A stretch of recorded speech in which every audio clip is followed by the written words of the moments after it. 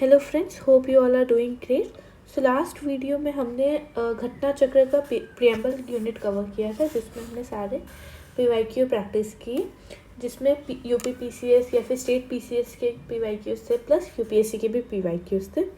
आज इस वीडियो में हम गवर्नेंस सिस्टम कवर करेंगे, उसके भी लास्ट वीडियो जैसे ही सारे पीवाईक्यूज कवर करेंगे सो दैट जो अभी नेक्स्ट मंथ प्रीलिम्स आ रहा है यूपीपीसीएस का वो हम कवर कर सके, बिकॉज हमें पता है कि 30 to 40% क्वेश्चंस जो हमारे हैं वो एक तरह से पीवाईक्यू से डिराइव्ड होते हैं या तो उनसे लिंक होते हैं। So PYQ is the most important thing that one should practice. So let's start with the governance system. Okay, so the first question is which of the following best describe the term state. Okay, so a state को क्या define करता है? A community of person permanently occupying as definite territory independent of external control and possessing an organised government.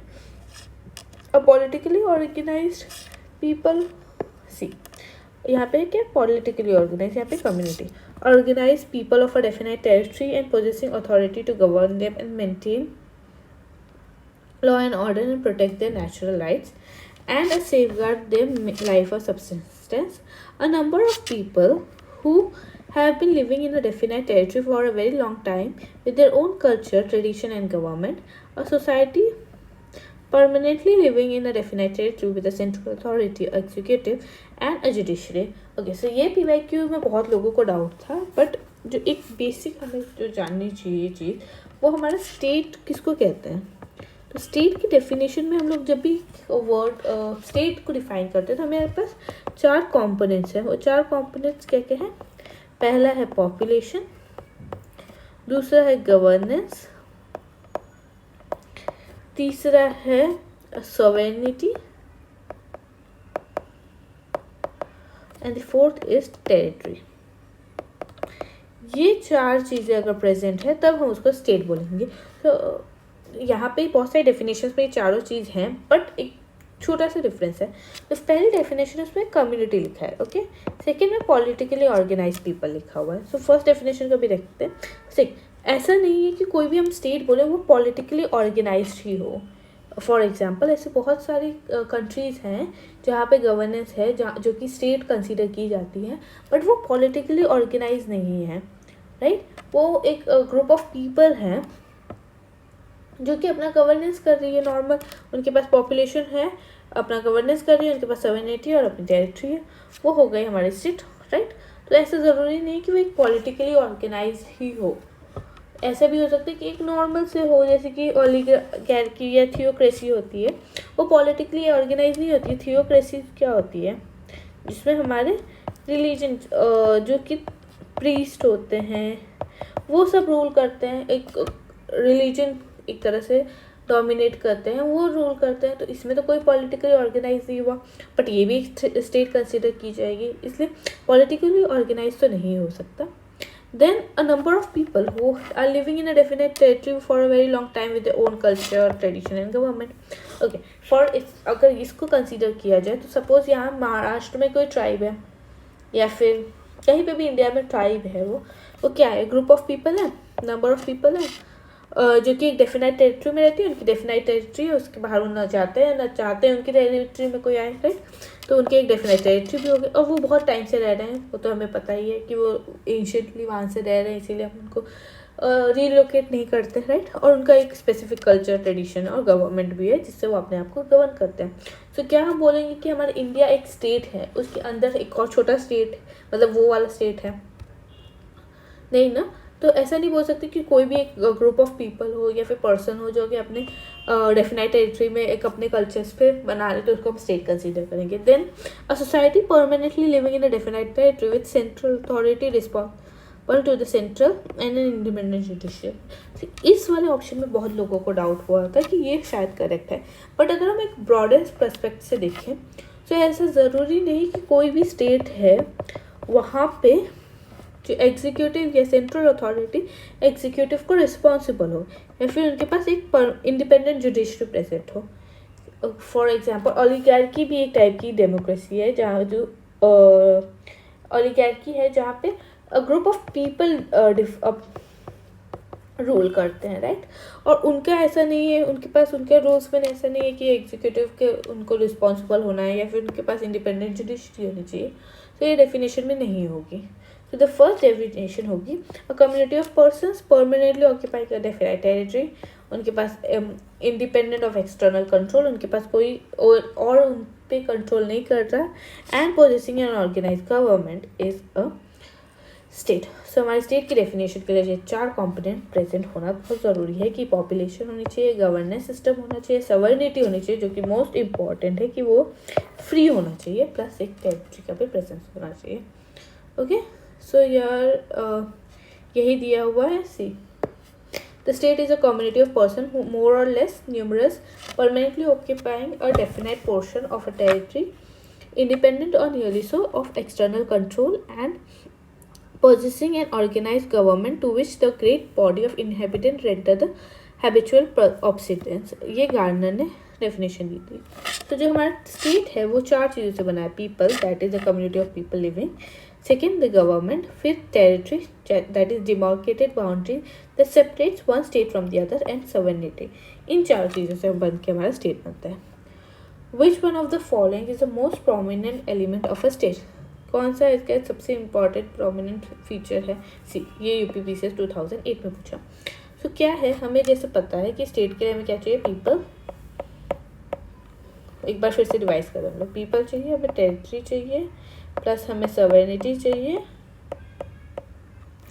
और चाहता हमें government चाहिए। तो यहाँ पे क्या क्या है, कैपिटल है, हमें चाहिए sovereignty. So option C, 4 essentials, population, territory, government and sovereignty. Okay, with reference to sovereignty of India, which of the following system statements are correct? India is a member of Commonwealth of Nation, right? It is right. Okay, हमें सब पता है। Sovereignty of India is curtailed due to its membership to the Commonwealth of Nations. Wrong. ऐसा नहीं है कि अगर हम लोग कॉमनवेल्थ का एक मेंबर हैं तो इसका मतलब हम लोग सोवेरियन नहीं है, राइट। क्योंकि जैसे हमारा इंडिया इंडिपेंडेंट हुआ था तो हमारे पास ऑप्शन था कि हम सब कॉमनवेल्थ को चूज़ करें या फिर नहीं करें, जबकि उससे पहले तक जब हमारा इंडिया ब्रिटिश रूल के अंदर था तो उनका कंपलसरी था कि वो लोग कॉमनवेल्थ के पास थे। But with the independence we got an option to elect, और हमने खुद ने चूज़ किया, ये हमारे खुद की विल से हम लोग कॉमनवेल्थ ऑफ नेशंस के पार्ट है। इसकी वजह से ऐसा नहीं बोल सकते कि वो हमारी सोवेनिटी को कर्टेल कर रहा है। So option 1 is only correct. The idea of preamble has been borrowed in Indian constitution from the constitution of. So जो आइडिया ऑफ प्रीएम्बल है वो हमने कहाँ से बोरो किया, वो है यूएसए से। ये तो डायरेक्ट फैक्चुअल क्वेश्चन है। तो the idea of preamble has been borrowed from United States, whereas the language of preamble is borrowed from the Constitution of Australia.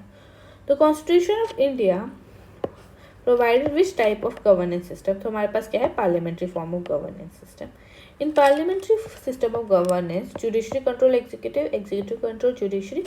तो judiciary को तो कोई control कर ही नहीं सकता, right? Executive control legislature, legislature controls executive. So ये 2 option में हमारे कन्फ्यूजन हो सकता है क्योंकि जुडिशरी को तो कोई कंट्रोल नहीं कर सकता। हमारे पास क्या है, इंडिपेंडेंट जुडिशरी है। अब ये भी डाउट हमारा हट जाना चाहिए कि executive is a smaller part of legislature, right. So हमारे जो लेजिस्लेचर है उनके पास राइट है या पावर है कि वो हमारे एग्जीक्यूटिव को कंट्रोल करे so that they perform their function correctly and they can give better governance system to the country. Okay, next is a parliamentary system of government is one in which a parliamentary system of government क्या होती है कि all political parties in the parliament are represented in the government. No, this is not correct, क्योंकि ऐसा होता तो हमारे पास आज बीजेपी के लीडर भी होते हैं हमारी गवर्नमेंट में, प्लस कांग्रेस के भी होते हैं, आम आदमी पार्टी के होते हैं, जो कि ऐसा नहीं होता। The government is responsible to the parliament and can be remove by it. Okay, this can be correct. हमारा जो गवर्नमेंट है जो कि हो गया हमारा एग्जीक्यूटिव्स हैं वो पार्लियामेंट को रिस्पॉन्सिबल है और हमारा जो पार्लियामेंट चाहे वो नो कॉन्फिडेंस मोशन पास करके गवर्नमेंट को निकाल सकती है। Then the government is elected by people and can be remove by them. This is correct that the government is elected by the people, but ऐसा नहीं है कि वो पीपल जब कभी भी चाहे तो उनको निकाल सकते हैं। उसके लिए अब हमारे पास जब वो इलेक्ट कर देते हैं तो उसके बाद वो पावर चली जाती है पार्लियामेंट के पास, और जब पार्लियामेंट चाहे अपना नो कॉन्फिडेंस शो करके वो तब निकाल सकती है हमारे एग्जीक्यूटिव को, ना कि पीपल निकाल सकते हैं कभी भी। Okay, the government is chosen by the parliament but can not be remove by it before the completion of a fix term. ऐसा नहीं है कि हम अपने गवर्नमेंट को या फिर एग्जीक्यूटिव को कभी निकाल नहीं सकते। So option B is the correct answer. The system of parliamentary government, members are executive branch are taken from the legislation and also accountable to the legislature. Is also known as cabinet form of government. Government is responsible to legislature and remains in power till they support the majority members of till they had the support of the majority members of the house. Okay, the parliamentary form of government was first introduced in, so हमारा जो parliamentary form of government है वो सबसे पहले कहाँ पे introduce होता है, UK में। Okay, the Indian parliamentary system is different from British parliamentary system. Both a real and a nominal executive. In that, India has both a real and a nominal executive system of collective responsibility, bicameral legislature, a system of judicial review. Okay, so ये एक बहुत shocking fact होगा कि हमारे UK में judicial review नहीं है।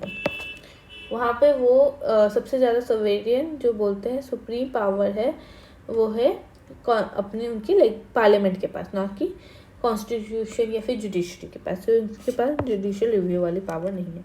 The constitution of India adopted procedure of judicial review from USA, the constitution which is not applicable in British, while the rest of the options are applicable to both the parliamentary system. We adopted parliamentary democracy based on the British model, but how does our model differ from that model? As regards, so हमने जो British model से लिया है उससे और हमारे जो parliamentary form of government है उन दोनों में कुछ डिफरेंसेस है, वो क्या है वो ये क्वेश्चन पूछेगा। Okay, so as a regard of legislation the British parliament is a supreme or sovereign, but in India the power of parliament is to legislate is limited. And second, in India, matters related to constitutionality of amendment of an act of a parliament are referred to as constitution bench by the Supreme Court. Then next, select the option. So ये दोनों चीज़ें हैं जो हमारे difference है कि as a regard of legislature the British parliament में sovereign है, हमारे में ब्रिटिश में क्या है कि पार्लियामेंट सोवेरियन है, राइट, सो वो सुप्रीम है। बट इंडिया में क्या है कि the power of parliament legislate is limited. हमारे इंडिया में क्या सुप्रीम है, कॉन्स्टिट्यूशन सुप्रीम है। ओके, एंड सेकेंड हमारे कॉन्स्टिट्यूशन बेंच जुडिशियल रिव्यू जैसे पावर देती है, इसलिए both A and B are the correct. इन दोनों पॉइंट हमारा डिफरेंस है। Which one of the following is not a feature of Indian Constitution? Parliamentary government, presidential, independent judiciary, federal. Not a feature is presidential government. Which one of the following is incorrect about the political system? Secular system, parliamentary system of government, federal policy, presidential system. तो presidential नहीं है इसलिए ये incorrect हो जाएगा। ये बहुत ध्यान दीजिए कि क्या correct है क्या incorrect है। There is a parliamentary system of government in India because the Lok Sabha is elected directly by the people. Parliament can amend the constitution. Rajya Sabha cannot be dissolved. Council of Ministers is responsible to the Lok Sabha. So हमारा जो parliamentary system है उसके जो characteristic feature है वो क्या है कि हमारा जो executive है वो किसको responsible है, legislature को responsible है। यही characteristic feature होती है parliamentary system of governance की। Okay. The main advantage of parliamentary form of government is that legislation and executive work independently. No, हम ऐसा नहीं है। It provides continuity of policy and is more efficient. Okay, the executive remain responsible to the legislature, and the head of the government cannot be changed without the election. So C is the correct answer because parliamentary form of government की जो responsibility है, जो सबसे main advantage है वो ये है कि executive है वो हमारा रिस्पॉन्सिबल है लेजिस्लेचर को। This result in the formation of a responsible government. In such a government system the executive branch derive its legitimacy from legislature, thus option C is correct. Okay, in the context of India which one of the following principle are implied institutionally in the parliamentary government? Members of the cabinet are the members of the parliament. तो जो members of cabinet है वही members of parliament भी है। Ministers hold the office till they enjoy confidence in the parliament. The cabinet is the head of the state. So,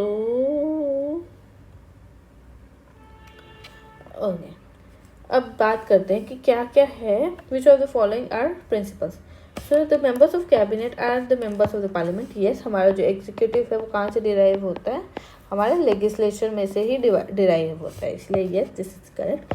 minister hold the office till they enjoy confidence. ये मैंने आपको पहले बताया कि जब तक मिनिस्टर के पास कॉन्फिडेंस है और लोकसभा वाले नो कॉन्फिडेंस मोशन ही पास करते हैं तब तक उनके पास मेजोरिटी है. The cabinet is headed by the head of the state. Okay, the cabinet is headed by the head of the state. अब हेड ऑफ द स्टेट कौन होते हैं हमारे, president, not the prime minister. And हमारा जो cabinet है वो कौन हेड करता है, प्राइम मिनिस्टर. अरे प्राइम मिनिस्टर क्या, हेड ऑफ गवर्नमेंट. ये बहुत मेजर सा एक चीज़ है जो आप ध्यान दीजिए कि थोड़ा सा अगर आपने सिली मिस्टेक की तो यहाँ पे मार्क्स फालतू में कट जाएगा आपके पास नॉलेज होते हुए भी. सो 1 and 2 आर करेक्ट. ऑप्शन है. Which one of the following statement is correct regarding the parliamentary form of government? The legislature is responsible to the judiciary. The legislature is responsible to the executive. The legislature and executive are independent. The president is responsible to the judiciary. None of the above, more than one of the above. Okay.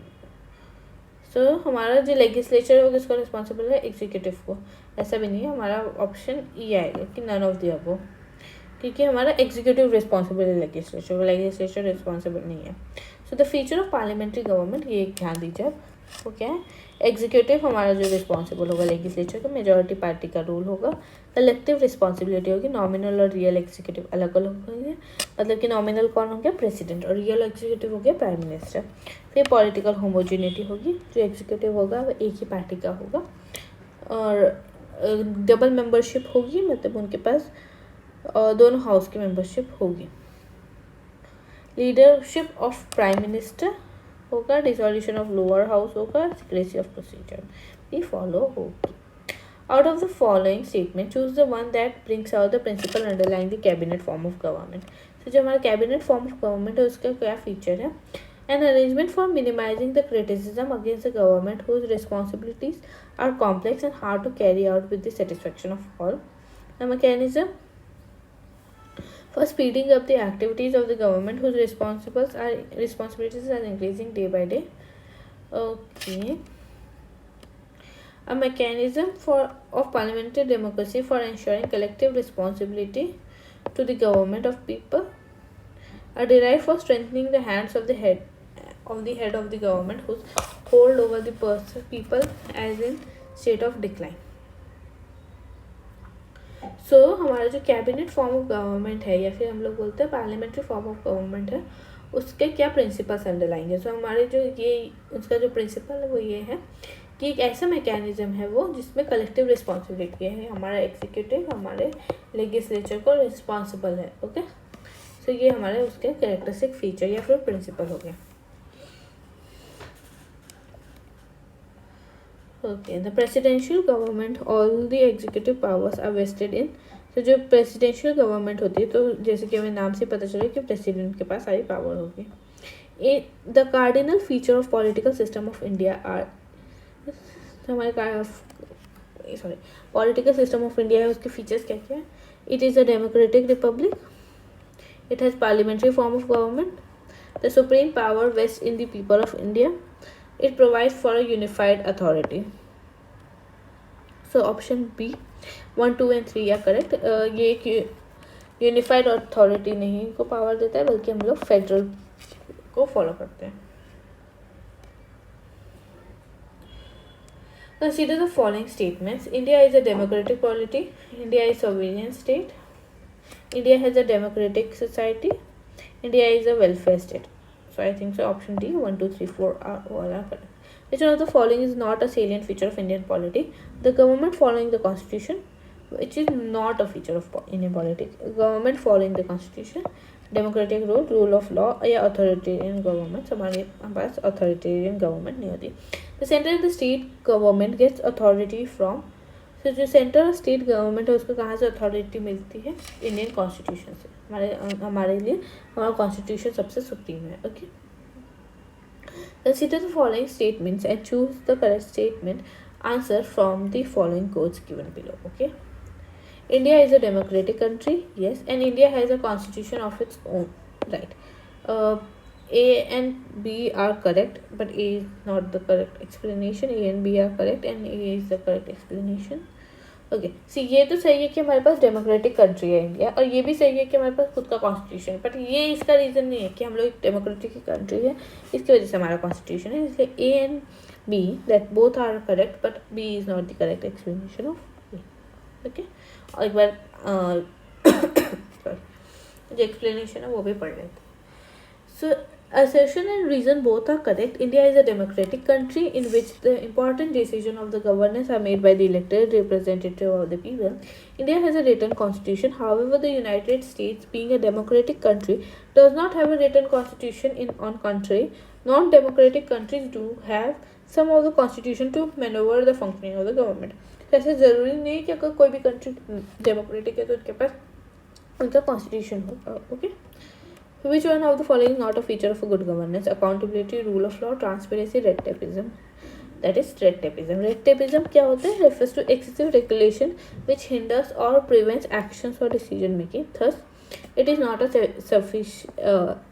it is not a feature of a good governance. On the other hand, accountability, transparency, and rule of law are the features of good governance. So, good governance के feature क्या हो गया? Accountability, transparency, and rule of law. Welfare state. Welfare state aims to, welfare state का मतलब क्या होता है? Secure maximum welfare of maximum number, management of welfare for the weak, management provide health care facility. So management of welfare of for weaker section, वो हो गया हमारे welfare state का मतलब. Welfare state is a concept of government in which the state plays a key role in protection and promotion of social and economically well-being of its citizen. It is based on the principle of equality of opportunity, equitable distribution of wealth, and public responsibility for those who are unable to avail them to the minimum necessity for a good life. Okay, the state is everywhere. It leaves hardly a gap. These statements explain the concept of, so a state is everywhere. It hardly leaves a gap. मतलब कि मतलब वो ऐसा state है जो कि सब पे ध्यान दे रहा है. वो कोई मुश्किल से किसी को ऐसा हो रहा है कि उस पर ध्यान नहीं दे रहा है. तो इसका मतलब क्या है कि वो एक वेलफेयर स्टेट है, ना कि कम्युनिस्ट, ना डेमोक्रेटिक, ना police state. The state is everywhere, it hardly leaves a gap. This statement explain the concept of welfare state. Okay, which one of the following is not a philosophy of the constitution of India. So India की philosophy क्या नहीं है? Socialist, communist, political या welfare. Welfare तो है, political equality भी हम मानते हैं, सोशलिस्ट स्टेट भी है, बट हम कम्युनिस्ट स्टेट नहीं है. Okay, which one of the following is correct? The constitution of India is presidential. India is a titular monarchy. India is autocracy. India is a parliamentary. Which is the main source of political power in India? That is the constitution is the main. Which one of the following is a basic feature of the presidential government? So basic feature हमारे presidential government का है कि इस rigid constitution नहीं, हमारा living document इसीलिए बोला जाता है क्योंकि वो बहुत ही ना ज़्यादा रिजिड है ना ही ज़्यादा फ्लेक्सिबल है. वो एक ब्लेंड है दोनों का. सिंगल एग्जीक्यूटिव है हमारे पास, right. The supremacy of legislation नहीं, हमारे लेजिस्लेचर की सुप्रीमेसी नहीं है. Residual powers of the states, residual power state के पास नहीं है बल्कि पार्लियामेंट के पास है. So B is the correct answer. The basic feature of presidential government is a single executive and power is centralized. Okay, so ये presidential form का पूछ रहा है. Which one of the following is correct? The main feature of presidential form of government are the head of the executive is the president. The president appoints his council of minister. The president cannot dissolve the legislature. All of the above. So all of the above are the features of the presidential form of government. So क्या क्या features हैं? कि the president is the head of the state and executive. He also appoints council of minister, but he cannot dissolve legislature. So option D is correct. In which of the country was the presidential form of government first formed? So कौन सी country ऐसी थी जहाँ पे पहली बार presidential form of government पाया गया? वो थी United States of America. The democracy of India is based on the fact that the constitution is written. The fundamental rights have been provided. Public enjoys right to choose and change the government. The directive principle of the state policy has been provided. DPSPs have been provided. Right.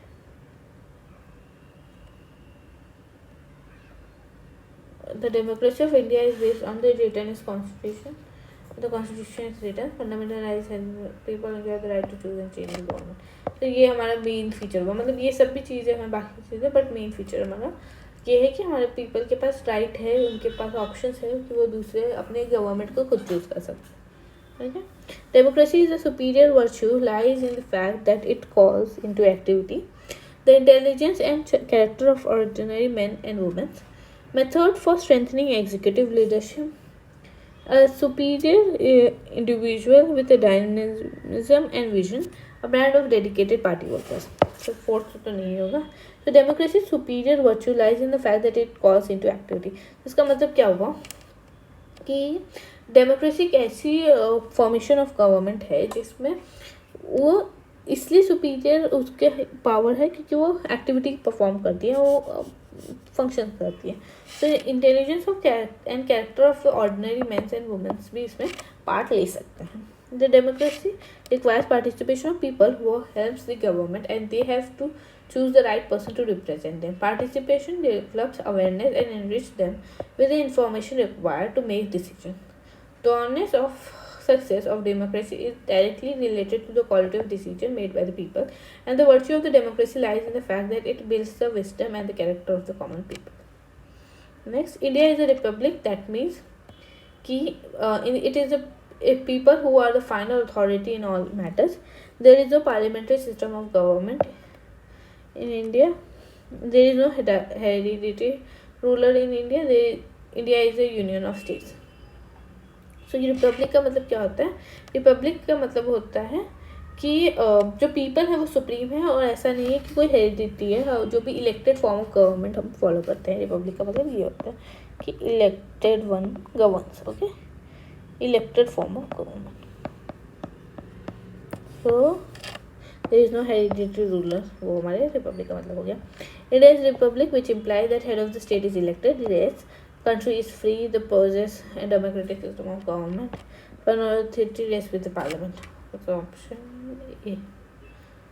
Sorry, यहाँ पे टिक कर देती हूँ. Which one of the following determines India's constitution is federal, written and non-flexible, free judiciary, and legislative powers are vested in an center या फिर union. फिर distribution of power between the union and state.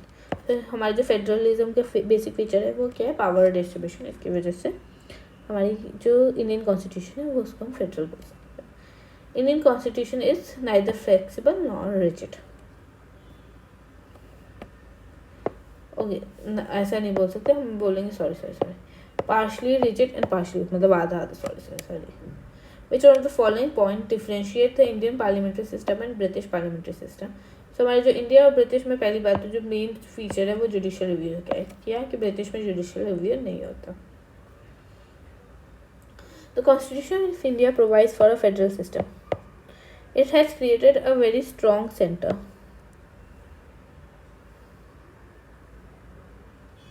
Sorry. तो हमारा जो constitution है वो एक सिर्फ फेडरल ऐसे बोलता नहीं है कि इंडिया एक फेडरल कंट्री है, बट जो सिस्टम है वो फेडरल ही फॉलो करता है. तो yes, and it has created a strong centre. That is also correct कि कंपेरेटिवली हमारे यूनियन से प्रोविंसेस से हमारा सेंटर ज़्यादा स्ट्रॉन्ग है. So A and B both are correct. Federalism is not practical in India. India is not a federal state. Both are correct. Incorrect, sorry. Federalism is not practiced in India. Why we are saying that federalism is not practiced in India? India is not a complete federal state because some provinces in Indian states give it a unitary character. So, Indian constitution is federal in nature but unitary in spirit. However, a number of constitutional experts accepts it as a federal state as there is a division of power between the union and states. Casey describes Indian constitution as quasi-federal. तो ऐसा नहीं बोल सकते कि federalism practice होता है क्योंकि बहुत सारी चीज़ें हैं जहाँ पे यूनिटरिज्म भी फॉलो होता है इंडिया में. Okay, so A is correct. Sorry, C is correct. Which one of the following in Indian polity is an essential feature that indicates that it is federal in character? The independence of judiciary is safeguarded. Union legislature have elected representative from constituent units. The union government have elected representatives from regional party. Fundamental rights are enforceable by court of law. तो जो federalism का basic वो है वो क्या है कि independence of judiciary हमारा सेफ गार्डेड है. Okay, the independence of judiciary is an essential characteristic of federal system because it is the judiciary which has the power of interpretation of the constitution. Okay, which one of the following is not a federal feature of the Indian constitution? Distribution of power between the center and state, entirely written constitution, single citizenship, independent judiciary. Not a federal feature. Single citizenship, क्योंकि जो federalism के features है उसमें आता है dual citizenship, जबकि हमारे India में सिंगल सिटीजनशिप फॉलो होती है. Okay, which unitary elements are found in Indian federal system? Written constitution, rigid constitution, supremacy of constitution, appointment of governor, decentralisation of power, president approval on the state bills, constitutional crisis, on one Supreme Court. Okay, so option is D. That is 4 is correct. 4 is correct. Appointment of governor. 6 is correct. President approves the state bill. And 7th constitutional crisis. Okay, so मैं ये पूछना था कि elementary क्या क्या features है हमारे constitution के. सॉरी. ओके, सो एलिमेंट्री ये नहीं पूछा था, यूनिटरी ये नहीं पूछा था हमसे कि सारे फीचर्स बताने हैं. Okay, sorry. Which of the following is the unitary elements in the Indian constitution? Decentralisation of power, then appointment of governor, then unequal distribution of unequal representation in the Rajya Sabha, judicial review, all India service. तो हमारे क्या क्या unitary feature है? जो हमारा all India service and bicameralism, ये तो हमारा फेडरल का फीचर है, बाइकैमरलिज्म. ओके, फिर जुडिशियल रिव्यू भी हमारा फेडरल का फीचर है. फिर unequal representation in Rajya Sabha, that is an feature of unitary form of government. And then appointment of governor भी यूनिटरी फीचर है कि जो हमारा सेंट्रल गवर्नमेंट है, सेंटर है, उसके पास ज़्यादा पावर है. सो सेकेंड थर्ड है.